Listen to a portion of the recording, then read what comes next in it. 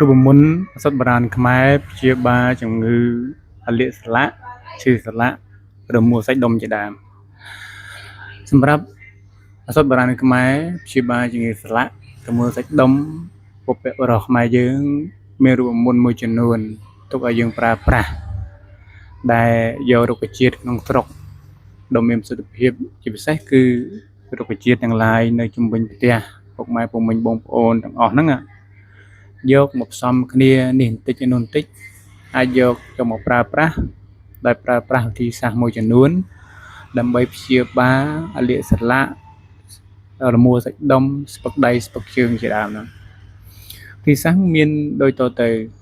ទី1គឺការប្រើប្រាស់ប្រភេទដូចជាល្មៀតហើយនិងខ្ញីល្មៀតរបស់យើងហើយនិងខ្ញីបាទពីរមុខហ្នឹងបញ្ចូលគ្នាល្មៀតនិងខ្ញីវាមានសារធាតុមួយយ៉ាងគឺប្រឆាំងជាមួយនឹងការលាកក៏ដូចជាព្យាបាលតកតងជាមួយនឹងក្លើមផ្សេងៗហ្នឹងអញ្ចឹងល្មៀតហើយនិងខ្ញីនៅពេលដែលយើងដាក់ចូលគ្នាវាធ្វើឲ្យសន្លាក់របស់យើងហ្នឹងកាត់បន្ថយអាលាកហើយនឹងកាត់បន្ថយការឈឺសន្លាក់អីផ្សេងៗហ្នឹងដែរហ្នឹងឥឡូវយើងនិយាយអំពីរបៀបធ្វើម្ដងវាធ្វើរបស់វាគឺទី1យើងយកមើមល្មៀតល្មៀតយកល្មៀតស្រស់ណាហើយនឹងខ្ញីស្រស់ហ្នឹងណាបុកចូលគ្នាឲ្យម៉ត់បើតែយើងមានម៉ាស៊ីនក្លុកទំនើបយើងអាចក្លុកពីរនឹងចូលគ្នាបានហាន់វាទូចហើយក្លុកវាចូលគ្នាកាន់តែម៉ត់កាន់តែល្អហើយពូតយកទឹកណាពូតយកទឹកហើយបើសិនជាយើងបុកយើងមានអីយើងបុកក៏បានដែរណាបុកហើយពូតយកទឹកណាពូតយកទឹកមកបុកវាហើយពូតយកទៅដាក់ទឹកតិចណាពូតយកទឹកហូបមកស្ព្រាកាហ្វេរបស់យើងណាដាក់មកស្ព្រាកាហ្វេហ្នឹងលាយជាមួយនឹងទឹកឃ្មុំបន្តិចទៅហើយឆុងផឹកទៅមួយកៅមួយពែងរបស់យើងហ្នឹងទៅយើងដាក់ល្មៀតមកលភាកាហ្វេហើយទឹកឃ្មុំមកលភាកាហ្វេទៅយើងហូបទៅហើយបើសិនជាមានអ្នកមានទឹកនោមផ្អែមនំអីមិនបាច់ដាក់ទឹកឃ្មុំទេណាគឺលាយជាមួយនឹងអាចត្រឹមយើងទឹកសធម្មតាប៉ុន្តែបើសិនជាយើងអត់មានទឹកឃ្មុំអ្នកដែលអត់មានទឹកនោមផ្អែមអត់មានទឹកឃ្មុំអាចប្រើប្រាស់ដូងជំនួសណាលាយជាមួយទឹកដូងមកថាយកអាហ្នឹងមកលព្រាកាហ្វេទៅដាក់ជាមួយទឹកដូងមកកែវទៅផឹកទៅហ្នឹងហើយហើយបើសិនតើទៅជាមួយនឹងការប្រើជាលក្ខណៈលាបវិញគឺយើងយកកាករបស់វាដែលយើងបុកហ្នឹងឬក៏ទឹករបស់វាសើមតាមហ្នឹងយកមកស្អំកន្លែងដែលយើងឈឺនឹងយើងគេហៅថាលាបនៅកន្លែងឈឺហ្នឹងណាដែលកន្លែងយើងមានលមួសាច់ហ្នឹងណាបើកាលណាយើងជ្រោះយកទឹកហើយយើងមិនសល់កាកមែនទេកាករបស់វាហ្នឹងយើងលាយទឹកតិចថែមទៅហើយយើងមកលាបកន្លែងដែលយើងឈឺហ្នឹងអានោះសម្រាប់ព្យាបាលស្អំនៅខាងក្រៅមួយទៀតណាអាហ្នឹងរូបមន្តទី1គឺល្មៀតហើយនឹងខ្ញីណាល្មៀតហើយនឹងខ្ញីតកតងជាមួយនឹងរូបមន្តទី2បើយើងអត់ចង់ប្រើប្រាស់ល្មៀតហើយនឹងខ្ញីទេយើងអាចប្រើប្រាស់ស្លឹកទៀបបារាំងរបស់យើងហ្នឹងដែលយើងដាំជុំវិញផ្ទះរបស់យើងហ្នឹងហើយស្លឹកទៀបបារាំងគឺស្លឹកទៀបបារាំងវាមានសារធាតុអីបានព្យាបាលតកតងជាមួយនឹងសន្លាក់បានដោយសារតែវាមានសារធាតុមួយយ៉ាងដែលអាចទប់ស្កាត់ជាមួយនឹងជាតិអាស៊ីតនៅក្នុងជង្គង់របស់យើងហ្នឹងណាអញ្ចឹងអ្នកឡើងអាស៊ីតឡើងអីហ្នឹងអាចផឹកស្លឹកទៀបបារាំងហ្នឹងគឺអាចព្យាបាលជំងឺតកតងជាមួយនឹងអាស៊ីតហើយនឹងអាស៊ីតកាពះជ្រាលកាពះហើយផ្សេងៗហ្នឹងគឺអាចប្រើប្រាស់ស្លឹកទៀបបារាំងបានណាហើយតកតងជាមួយនឹងជំងឺសន្លាក់ជំងឺហ្នឹងគឺស្លឹកទៀបបារាំងហ្នឹងក៏អាចប្រើប្រាស់ជាប្រយោជន៍ផងដែរណារបៀបធ្វើរបស់វាគឺយកស្លឹកទៀបបារាំងហ្នឹងយើងជាពិសេសគឺអាស្លឹកណៃចាស់យ៉ាងគេបងប្អូននេះប្រហែលជាចន្លោះពី10ទៅ15សន្លឹកបងប្អូន10ទៅ15សន្លឹកហើយដាំជាមួយទឹកយើងហាន់វាដូចយើងហាន់ដូចហាន់គេមូប្រៃដូចប្រៃដូចថ្នាំជក់អញ្ចឹងហាន់វាដូចថ្នាំជក់ហាន់វាឲ្យម៉ត់ទៅឬក៏ច្រាំវាឲ្យម៉ត់ល្មមទៅហើយដាំជាមួយទឹក1លីត្រណាហើយយើងអាចយកមកពិសាបានហ្នឹងហើយហើយរបៀបរបស់វាគឺយើងលំងាស់របស់វាមិនថាយើងដាំទឹក1លីត្រហ្នឹងលំងាស់ទុកឲ្យវាឲ្យសល់ប្រហែលខ្ទង់កន្លះលីត្របានហើយយើងទុកឲ្យវាត្រជាក់បន្តិចហើយយើងត្រងវាមកផឹក2ដងមួយថ្ងៃ2ដងព្រឹកមកកូនពេងងាកមកកូនពេងណាព្រឹកផឹកមកកូនពេង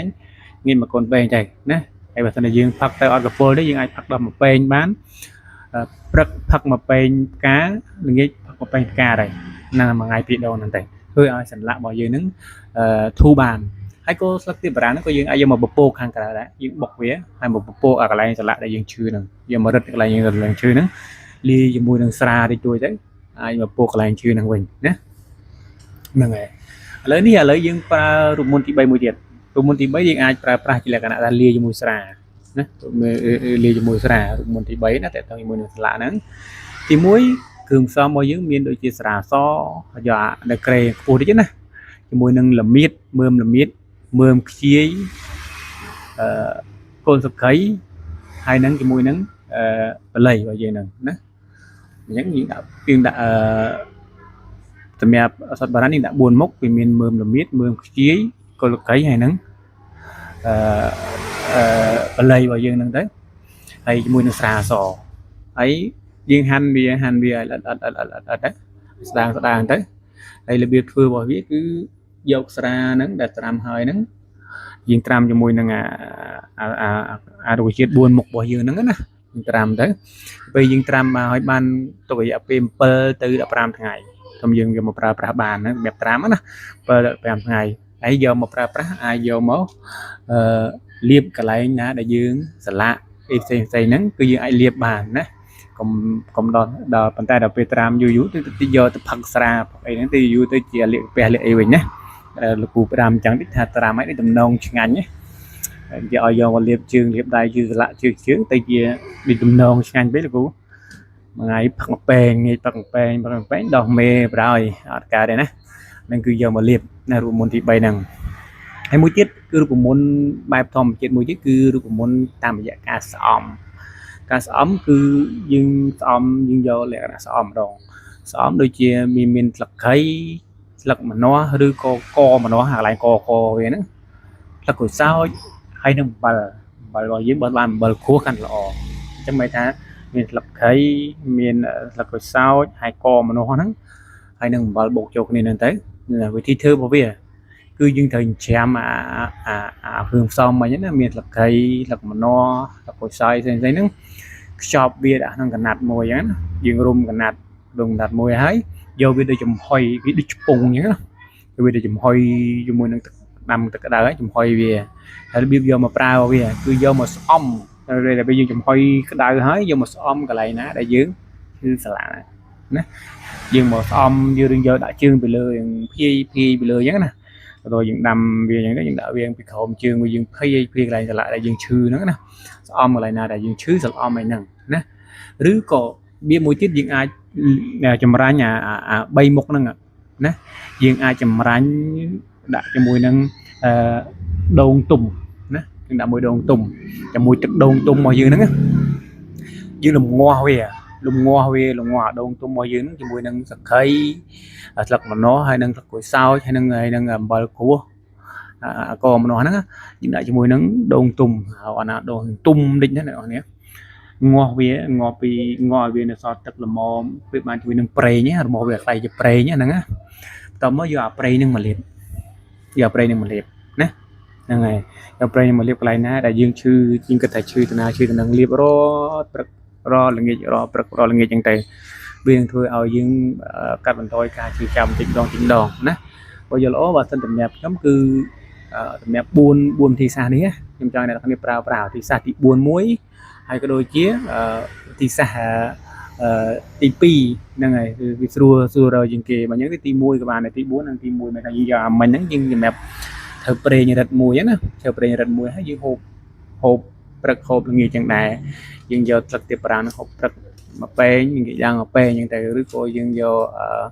ស្លឹកល្មៀតស្រស់ញ៉ៃស្រស់ហើយនឹងបុកបញ្ចូលគ្នាហ្នឹងផឹកមួយពេងជាមួយនឹងទឹកមុំនិងមួយទឹកដូងហ្នឹងផឹកមួយពេងងាយមួយពេងក៏បានដែរអញ្ចឹងខ្ញុំចង់ឲ្យវិធីសាស្ត្រ2ហ្នឹងចូលគ្នាទី1ផ្នែកដែលយើងត្រូវហូបគឺយកខ្ញីហើយនឹងល្មៀតហ្នឹងវាយក្លុកចូលគ្នាហើយពូតវាយកទឹករបស់វាលាយជាមួយនឹងទឹកដូងផឹកមួយពេងព្រឹកមួយពេងងាយមួយពេងណាព្រឹកមួយពេងងាយមួយពេងហើយបន្តមកទៀតយករូបមន្តមានសក្ខីម្នាស់ទឹកក្រូចសើចហើយនឹងបល័យហ្នឹងបូកចូលគ្នាហ្នឹងដាំងាស់ជាមួយទឹកដូងទុកលាបឲ្យកន្លែងយើងឈឺហ្នឹងព្រឹកលាបម្ដងងាយលាបម្ដងព្រឹកងាយម្ដងទីសាស្ត្រទាំងពីរហ្នឹងបូកចូលគ្នា